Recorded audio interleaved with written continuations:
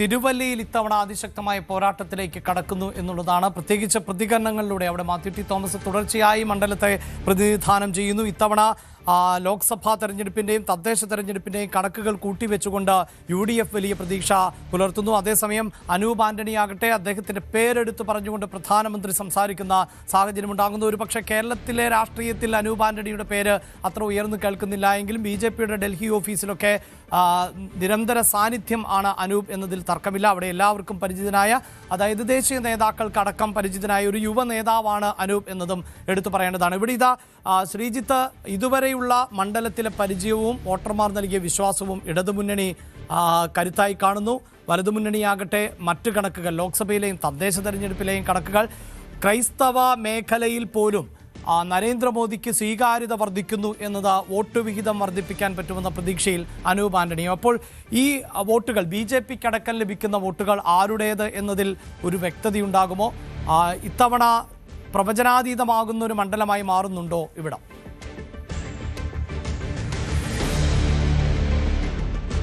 അഭിലാഷ്, നമുക്ക് മനസ്സിലാകുന്നത് പ്രവചനാതീതം തന്നെ ആകുന്നു എന്നുള്ളതാണ്. അഭിലാഷ് നേരത്തെ ചോദിച്ച ചോദ്യം ഏത് മേഖലയിൽ നിന്നുള്ള വോട്ടുകളാണ് അനൂപ് ആന്റണി പിടിക്കുന്നത് എന്നുള്ളതാണ്. അത് കേവലം അടിയുറച്ച പാർട്ടി വോട്ടുകൾ അങ്ങനെ നിൽക്കും എന്നുള്ളതിനപ്പുറത്തേക്ക് മറ്റ് രണ്ട് മുന്നണികളുടെ വോട്ടുകളും ചോരാനുള്ള സാധ്യത തന്നെയാണ് നമുക്ക് കാണാൻ സാധിക്കുന്നത്.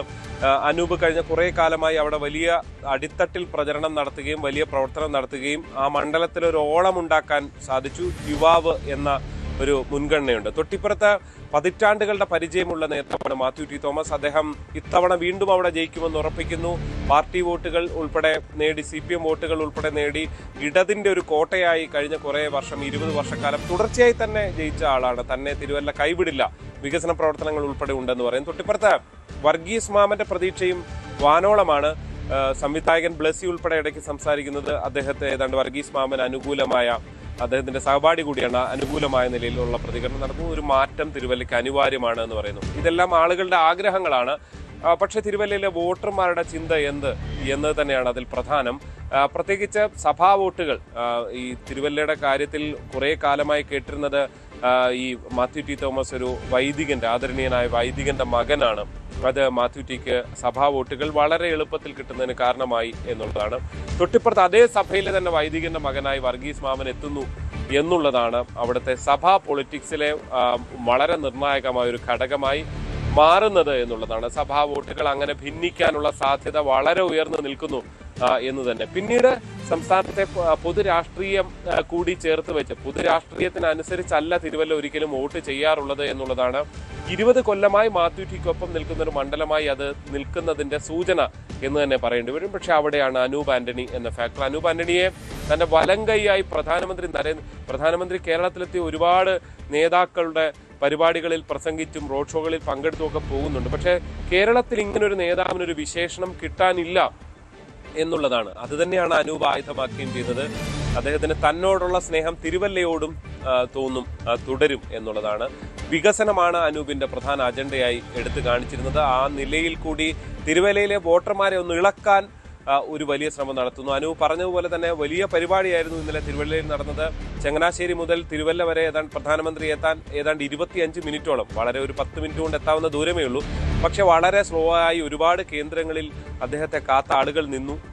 ഈ പൊതുജനങ്ങൾ ഉൾപ്പെടെയുള്ളവർ അതിൽ അക്കൂട്ടത്തിൽ ഉണ്ടാകാമെന്ന് തന്നെ അനുമാനിക്കേണ്ടി വരും. അല്ലാതുള്ള പാർട്ടി പ്രവർത്തകരൊക്കെയും ഉണ്ടായിരുന്നു എന്നത് യാഥാർത്ഥ്യമാണ്. ചങ്ങനാശ്ശേരി മുതൽ ഒരു അപ്രതീക്ഷിത റോഡ് ഷോ ആയത് മാറുകയും ചെയ്തു. അത് അനൂപിന്റെയും BJPയുടെയും ആ സമീപ മണ്ഡലങ്ങളിലെ അടക്കം ക്യാമ്പ്, BJP ക്യാമ്പിന്റെ ആവേശത്തിന് പ്രധാന ഘടകമാണ്. നമുക്കറിയാം. പക്ഷെ ഞാൻ നേരത്തെ ചൂണ്ടിക്കാട്ടിയതുപോലെ 20 കൊല്ലമായി ഒരു പൊളിറ്റിക്സ് മാത്യു ടി തോമസിന്റെ രാഷ്ട്രീയത്തിനൊപ്പം, ഇടത് രാഷ്ട്രീയത്തിനൊപ്പം നിൽക്കുന്ന ഒരു മണ്ഡലമാണ്. അത് ഇളകില്ല എന്ന് പറയാൻ കഴിയില്ല. കാരണം UDFും LDFും തമ്മിലുള്ള ഒരു നേരിട്ട് ഉള്ള ഒരു പോരാട്ടം മാത്രമല്ല ഇത്തവണ നടക്കുന്നത്. അവിടെ NDA കരുത്തുള്ള ഒരു സ്ഥാനാർത്ഥി നിൽക്കുകയും വലിയ പ്രചരണം നടത്തുകയും ആളുകളിലേക്ക് ഇറങ്ങി ചെല്ലുകയും വികസനത്തെ സംബന്ധിച്ച് വലിയ ചർച്ചകളും പ്രതീക്ഷകളും ഒക്കെ ഉണ്ടാക്കുകയും ചെയ്തൊരു തെരഞ്ഞെടുപ്പാണ്. അവിടെ പ്രവചനാതീതം എന്ന വാക്ക് അക്ഷരാർത്ഥത്തിൽ അങ്ങനെ തന്നെയാകുകയാണ്. അത് ഇന്നലെ പ്രധാനമന്ത്രി വന്നത് മുതൽ അതിന് കുറച്ചുകൂടി തീവ്രത കൂടുന്നു. ഏത് രീതിയിലാണ് വോട്ടിംഗ് പാറ്റേൺ മാറുക എന്നത് വളരെ പ്രധാനപ്പെട്ടതായി മാറും. അഭിലാഷ്, തിരുവല്ല പ്രവചനാതീതം തന്നെയാണ്. അഭിലാഷ്.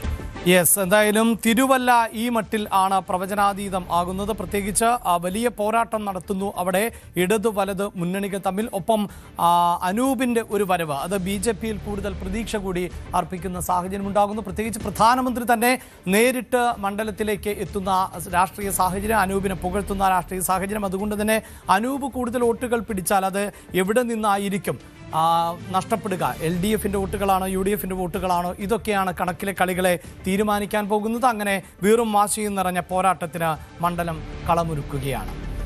പ്രിയപ്പെട്ട പ്രേക്ഷകരെ, നമുക്കറിയാം ഈ തെരഞ്ഞെടുപ്പിലും ദേശീയ നേതാക്കൾ, പ്രത്യേകിച്ച് പ്രധാനമന്ത്രി നരേന്ദ്രമോദി, അതോടൊപ്പം തന്നെ ലോക്സഭയിലെ പ്രതിപക്ഷ നേതാവ് രാഹുൽ ഗാന്ധി എന്നിവർ പ്രചാരണത്തിലേക്ക് എത്തിയപ്പോൾ ശബരിമല വിഷയം വീണ്ടും ഉയർത്തിക്കാണിക്കുന്നത് നമ്മുടെ ശ്രദ്ധയിൽപ്പെട്ടതാണ്.